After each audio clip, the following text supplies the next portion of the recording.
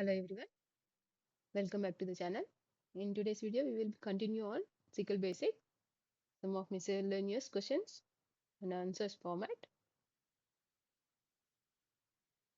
So, first question is, what is the difference between character and varchar?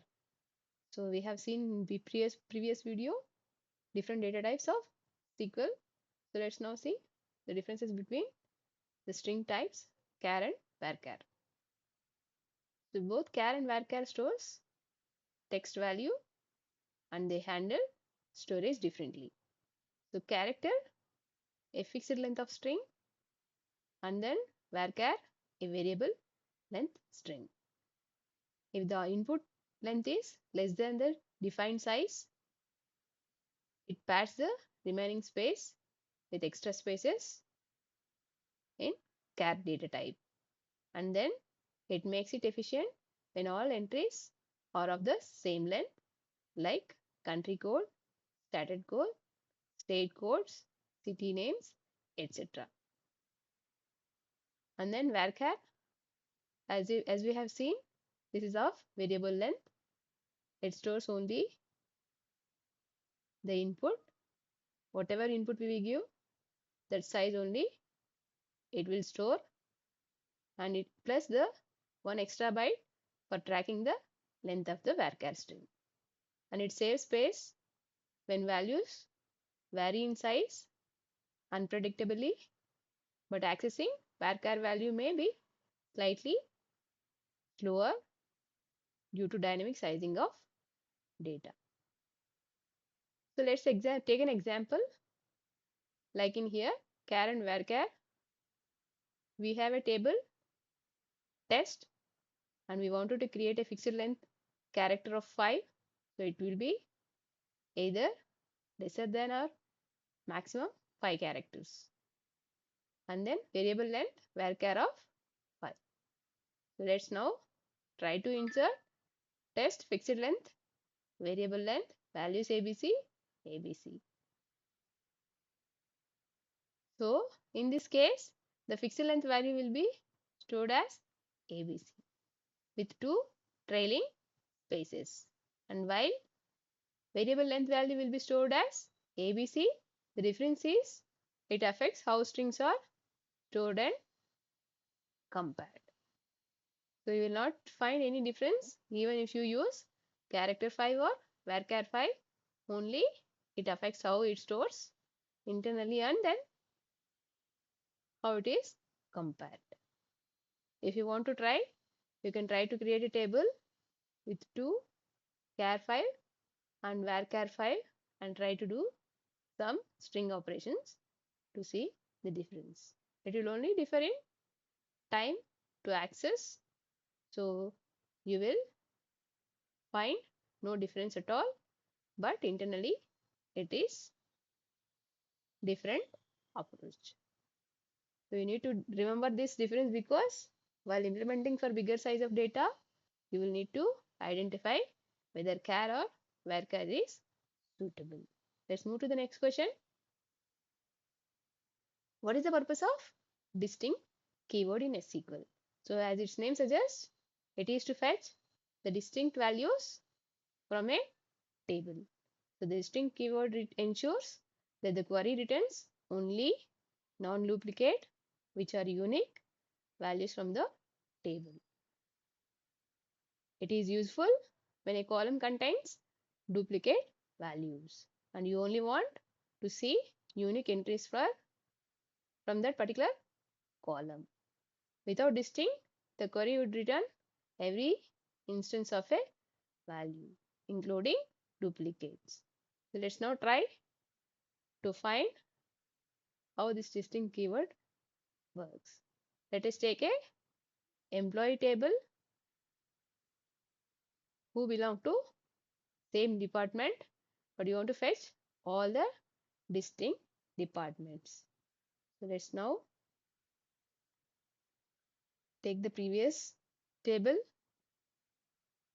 We have employee table,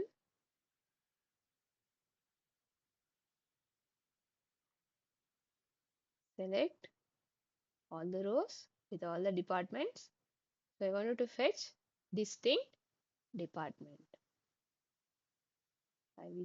What I will do, I will have to mention distinct of department from, let me just remove all this and give simply employees table. Let me try to execute. So now it has fetched distinct department.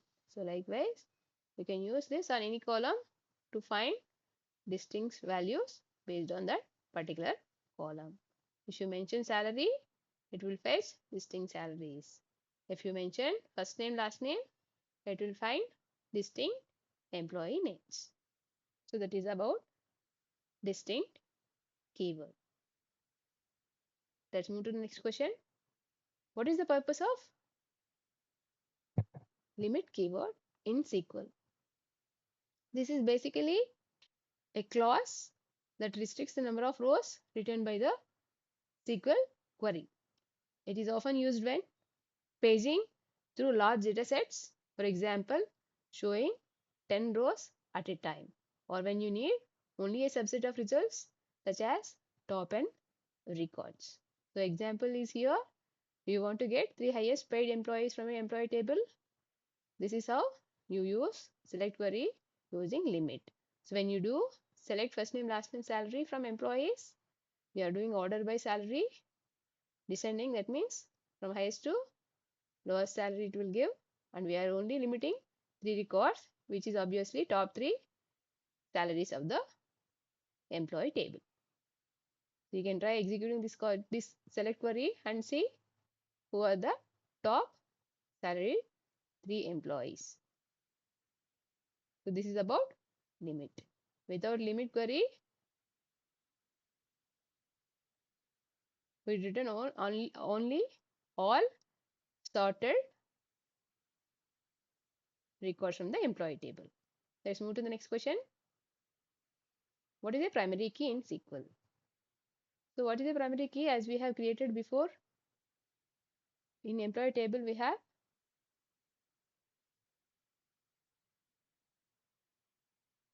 ID as primary key. If you see here, ID is primary key, PK is primary key. What is a primary key in a table? Let's try to edit this table. So we have IDs with unique values. If I try to insert again one,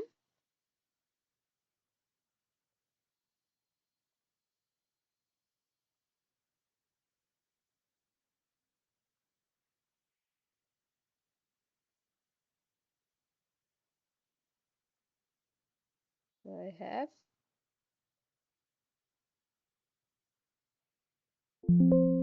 so what did it say? The data in rows 5 was not committed, error source, framework, error message, violation of a primary key constraint, PK employee, cannot insert duplicate key, object review employees. The duplicate key value is 1. The statement has been terminated. So it gives a error if you try to insert the same value. Let me try to do a distinct number. So now it got saved. It did not give any error. Let me try to paste the value. So it added with a 5. If I try to edit it as duplicate of any of these, then it will throw violation error, as employee ID is primary key. It cannot be duplicated. So now a primary key is a constraint that ensures each row in a table is a uniquely identified based by ID, as in our employee table. It guarantees 2 properties. One is uniqueness, another one is non-nullability. Either it can be non-null also. So no 2 rows can have the same employee ID as before, because it is a primary key, and a primary key column cannot contain null values. Let's check this out whether it accepts null value inside of the table or not. Let me try to edit again, and I just gave null. I will try to give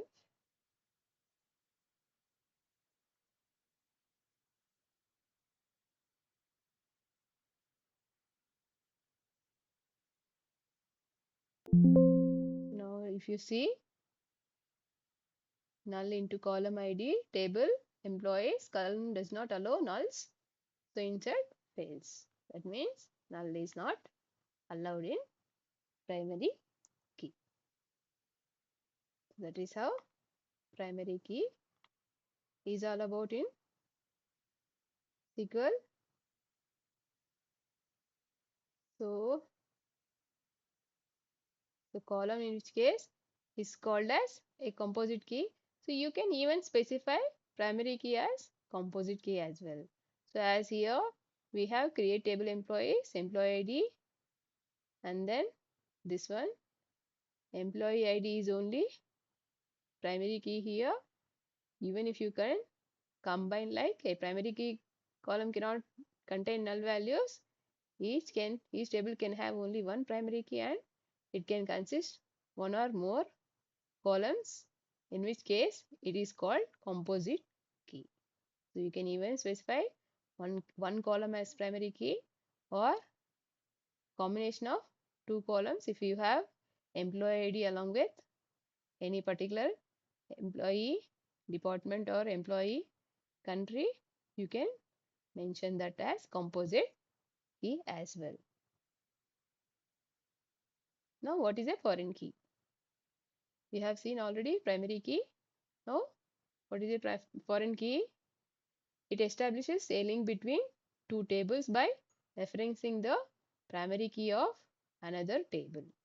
That means if you have two tables, if I have a common column in two tables, if I am having a second table primary key that is linked within the first table, then it is nothing but foreign key.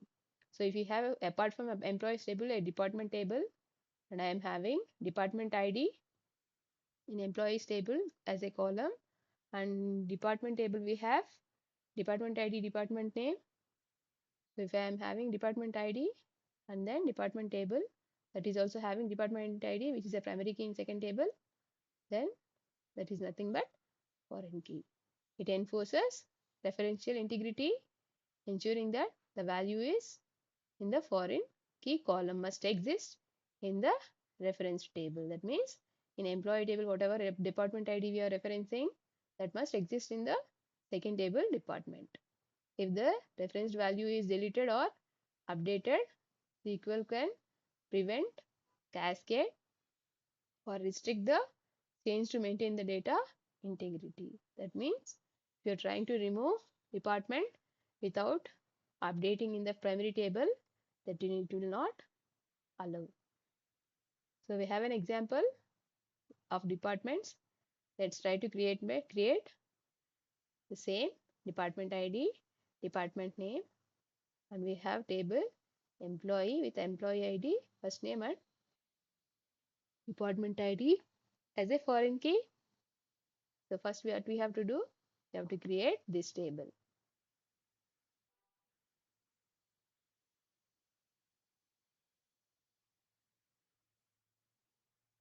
So let me open.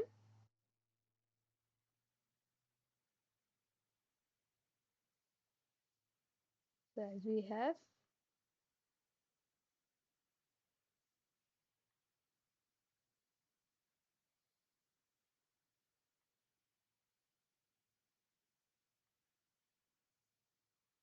what we can do,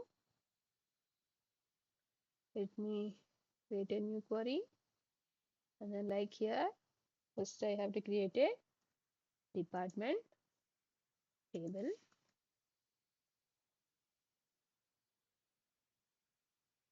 I just give shortcut and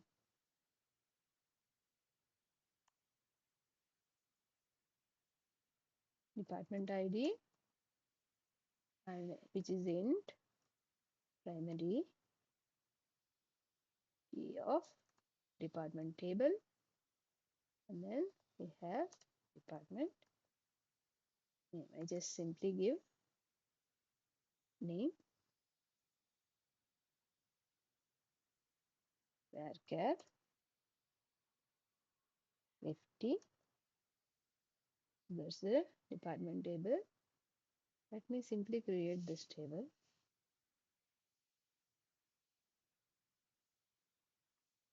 Let's see what it is giving. It is giving an error. So again we have used parenthesis, wrong parenthesis. So execute. So it got created. Now let's refresh. So now if you see, it got created department table with columns, department ID, primary key, name, varchar. So that's about department. Let us now create another table. This employees table, employees. This now have to give employee ID, which is in and which is primary key. Have I'll just give name, full name.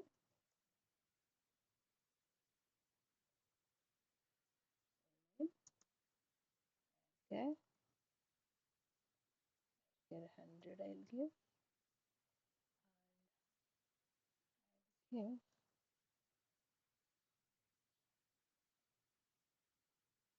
department ID, as we have here department ID is an integer, and we have to mention foreign key constraint. So next line we will write foreign key, which is foreign key department ID,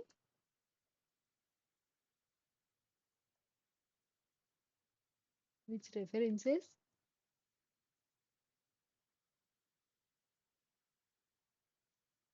the department, given simply department. So department, inside department it is department ID,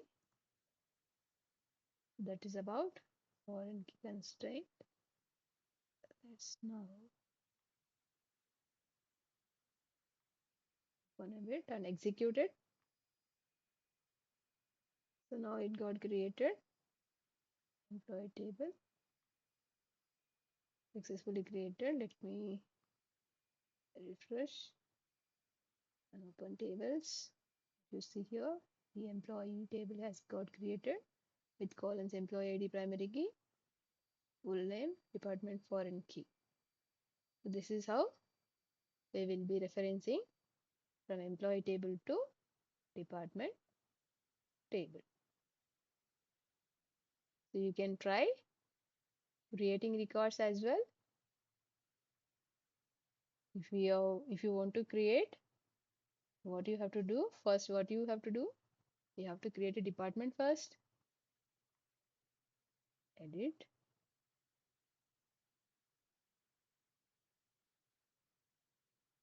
let's say department ID 101, name is finance, 102 is arts, and so on. So now it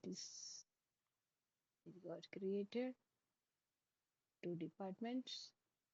So we have employee table. Let's use employee ID. Department ID is, let's give something that is not existing. What error it gives? foreign key constraint. The insert statement conflicted with the foreign key constraint. The conflict occur in the database master table, department column, department ID. The statement has been terminated. So if you try to insert a value that is not in department because it is referencing as foreign key, it will not allow. It will throw foreign key constraint error. So you will have to create a department before adding into it. So now we have given 101. It has successfully added. We can try to view this table which has got added successfully because so whenever we have a foreign key constraint in employee table with the secondary table, this particular ID, department ID must exist in the secondary table department. Otherwise, it will give a foreign key constraint. So that you need to remember. The next one, how does the where class work in SQL? We have already seen how to write where class. So where class is used to filter rows based on specified condition or multiple conditions. You can retrieve only the data that meets that particular criteria. So whenever there is a query that has to retrieve results based on a criteria, you will have to write a where class. Making queries more focused on efficient without where all rows in the table are returned, you can use comparison operators and logical operators within the where class. We have already seen the example. Here is same example. Select first name, last name from employees where department equal to finance. If you execute this, it will fetch only record that is matching department finance. So what is the purpose of the group by class? So as its name suggests, it is to group rows with the same values into categories. It is usually paired with aggregate functions like sum, count, average to calculate metrics for each group. So for example, it can help to find total salary per department or the number of employees in each role. So those conditions we will be using group by. We have example here to find total salary per each department. So it can be done using select department, sum of salary as total salary from employees, group by department. Let's try this query.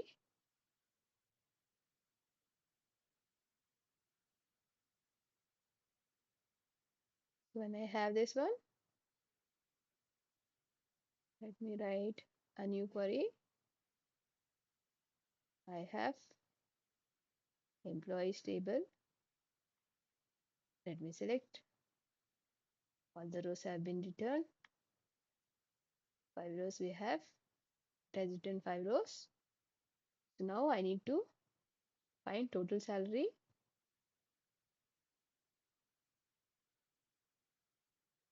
I can just simply give total salary per department. So what I will do, I will write department.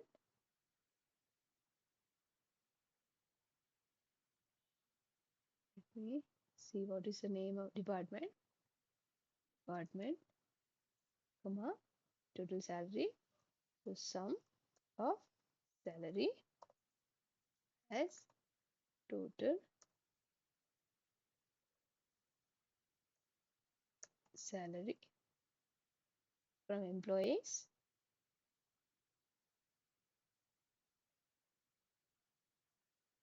Now group by. So group by we have to fetch for each department. So group by department. Let's now try to execute and see. We have two different groups. Let's see whether it gives.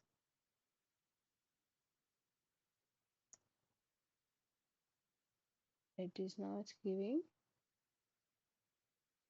So it is a group by.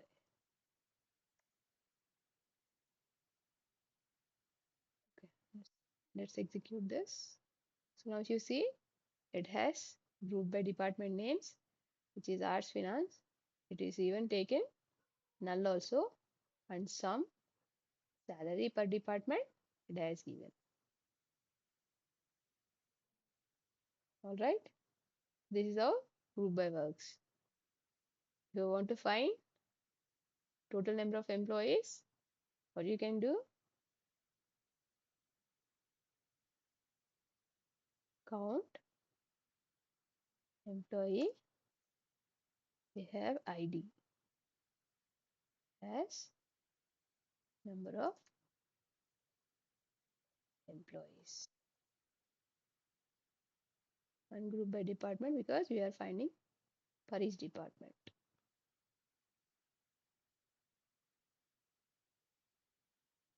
If you see, with arts 2, finance 2, and then null is also 2.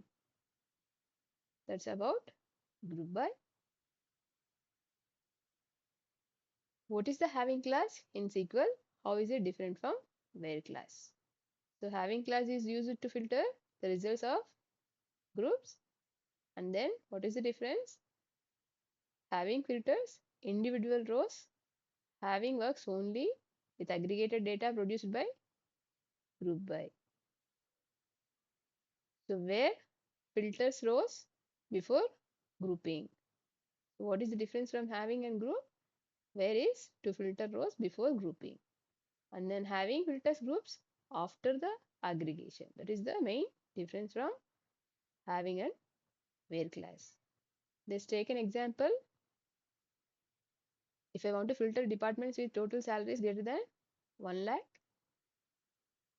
or any number, particular number if I have to, then you can select department sum salary as total salary from employees, and you have to group by department. So first it will execute group by and then sums, and on top of it, it will try to check the condition having sum of salary greater than whatever we have mentioned here. Let's now try to run this query.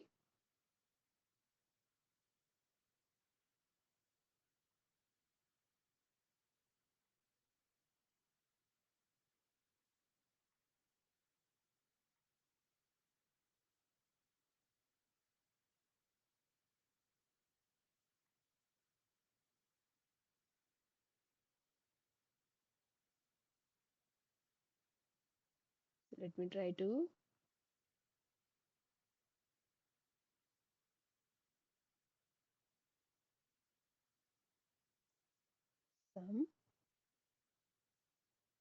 sum of salary as total salary. Now, after group by, what I have to do, having sum salary, let's say greater than 1 lakh.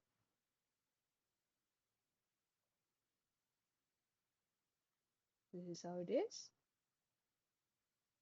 Let's try to execute. It only gave 2 results. As before, in finance department also was showing the result, but it is not greater than 1 lakh. So it has only shown arts and null departments. I try to reverse the condition. It must show the remaining result, which is finance. Total salary is 85,000, which is less than 1 lakh.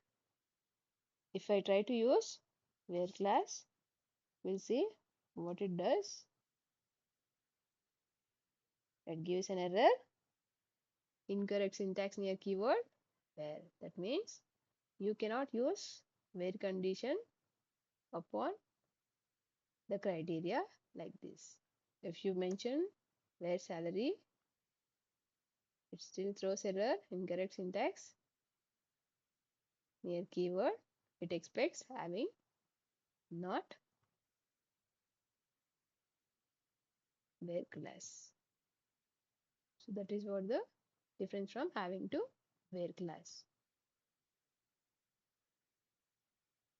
What is the order by class in SQL?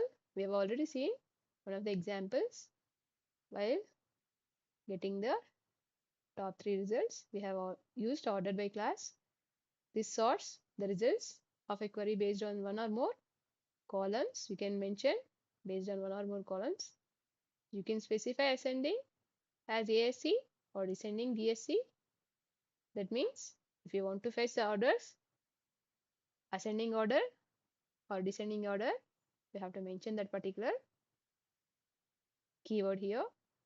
If no order is specified, SQL sorts it by default in ascending order. So this is one of the examples. Select first name, last name, salary from employees table, ordered by salary descending. So what it does, it orders the salaries in descending order and gives the all results in an order. Let's try to select all employees. So let me remove this one. Select all employees.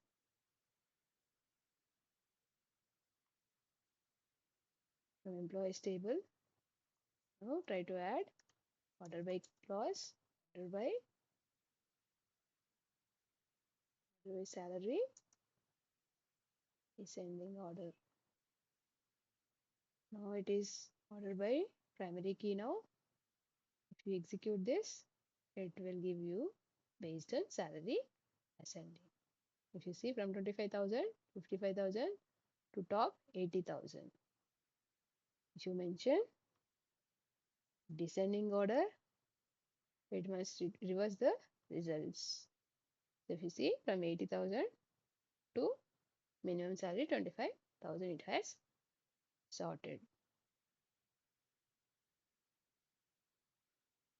So that's about order by class. What is the purpose of SQL Aliases?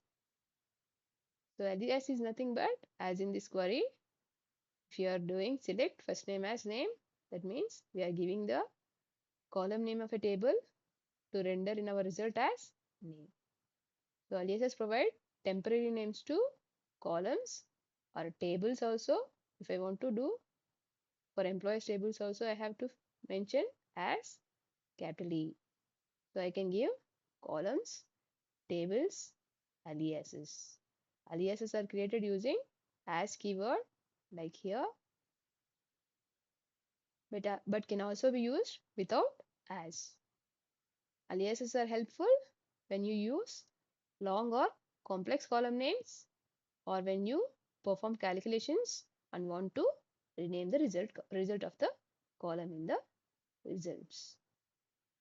So these are the examples. You can try to execute and see what is the result, how it is varying from normal SQL queries. So that's about today. We will see more topics in the next video. Thank you for watching.